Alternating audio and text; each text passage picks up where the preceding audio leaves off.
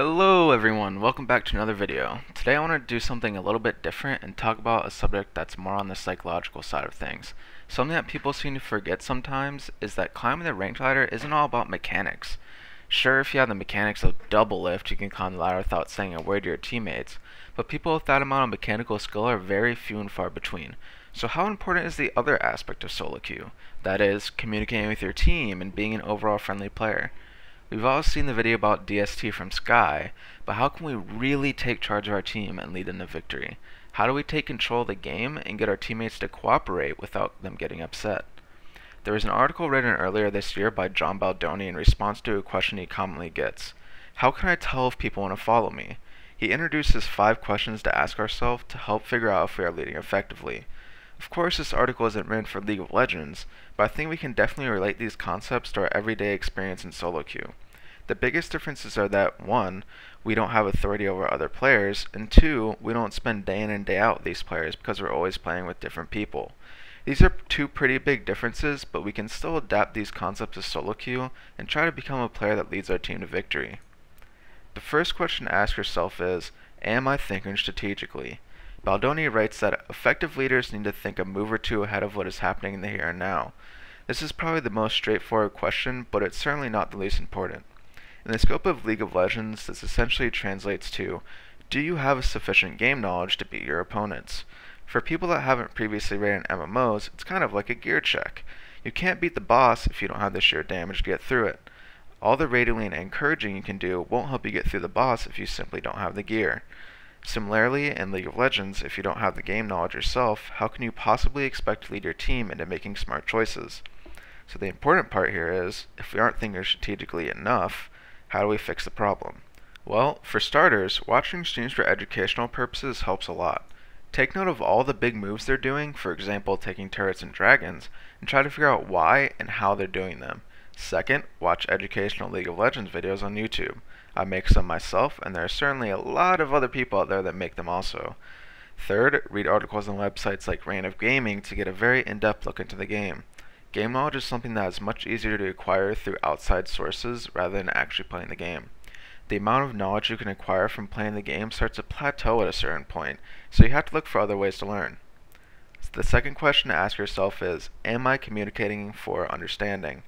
One of my engineering professors would commonly say, it's not about making something easy to understand, but about making it hard to misunderstand. You need to convey your thoughts properly because you don't want one person on your team to think you're baiting Baron and someone else on your team to think you're actually doing Baron.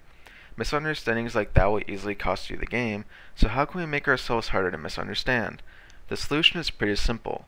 You just need to be more concise with what you're saying. There's a huge difference between this and this.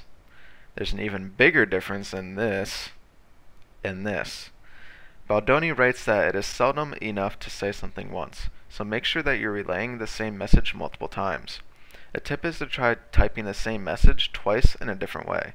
For example, these 2 messages can stand alone and accomplish the same goal, but saying both of them make the goal more difficult to misunderstand. The third question to ask yourself is, am I delegating with responsibility and authority? As we touched on before, authority isn't something we can take advantage of, but delegating is still a very important tool for leading in League of Legends. The main concern here is that we don't want people to think we're degrading their intelligence, because that's not the goal here.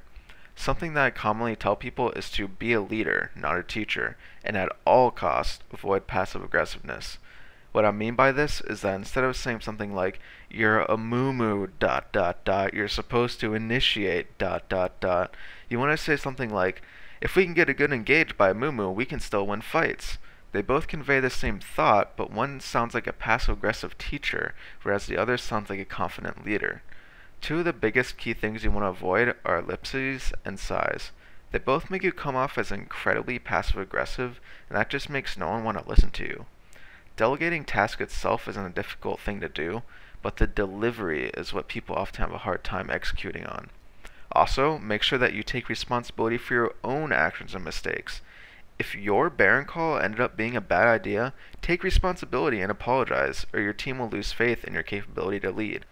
The fourth question to ask yourself is, am I evaluating the right things for the right reasons to ensure that our success is sustainable? I think the most important point that Baldoni brings up here is that leaders need to know when to back off. Probably the single most common reason players lose games is by overextending their advantage. A very common example of this is winning a fight, pushing up, killing an inhibitor turret with the other team having about 5 to 10 seconds left on respawn timers, and then still looking to take the inhibitor while Baron is up.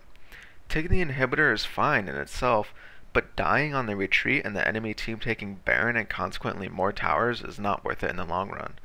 While in competitive play, inhibitors are typically more important than Baron, teams have less coordination in solo queue, which means that teamfights are usually what decide games, especially below Platinum or Diamond level. Because of this, Baron's power is amplified in solo queue. As a leader, you need to recognize when objectives are worth it and when they aren't, and it's something that's not going to be static throughout every single game. For example, if you notice that your jungler isn't very good at smiting, you probably don't want to engage in any risky Barons, even if you would normally be able to secure it. The important part here is that you need to work with the resources you have. You gain nothing by doing Baron with a jungler you know can't smite for his life, getting it stolen, then saying, "Oh my god, how'd you miss smite Heimer auto attack?" It's your job to judge whether or not Baron is a good idea based on the resources allocated to you, so take responsibility in your choices. The fifth and last question to ask yourself is, am I radiating confidence so that others believe in themselves as well as the organization? As Baldoni suggests, leaders must be optimists and lead by example. They have to see the glass as half full and keep faith in their team. Simple reassurance like, "We have a better team late game, we can still win," goes a long way and gives your team the confidence to continue on. That being said, blind optimism will make your teammates question your leadership, so it's important to remain realistic.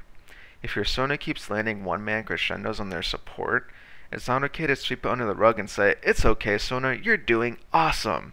Because while it might make the Sona feel better, it'll cause conflict within the rest of your team. Instead, try to remain realistic without sounding aggressive.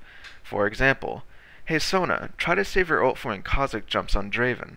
Another example is that if you're behind, it's not okay to constantly keep repeating, "We can still win," without ever giving a reason for it. Your teammates aren't stupid people and they know when things are looking grim. If you ever need something to fall back on, remind your team that it's solo queue and throws are definitely possible. That's something that everyone can relate to and it will keep everyone's head in the game. Lastly, your players should radiate confidence as well. You don't want to make too many mistakes mechanically or your teammates will start to doubt your ability to lead. After all, if you believe you deserve to be higher elo than you currently are, you shouldn't be getting outplayed mechanically very often. Keep in mind that these aren't the only important aspects of leading, but these are 5 questions that you should be asking yourself if you want to be a leader in solo queue. While it's my opinion that leading significantly increases your chances of winning games, it certainly isn't necessary if you aren't comfortable doing it. There are players that are diamond who are the absolute opposite of leaders, but still manage to get there based on their skill alone. I see leadership as a buffer, giving you a small boost above your true elo. Ultimately, if you follow these guidelines in this video, players will see you as a capable leader and follow your lead. If you have any questions, comments, or concerns, make sure to let me know in the comments section below. Also, make sure to check out my new channel page as well as visit me on Twitter, Tumblr, and Twitch. Good luck in your games, and I'll see you all next time.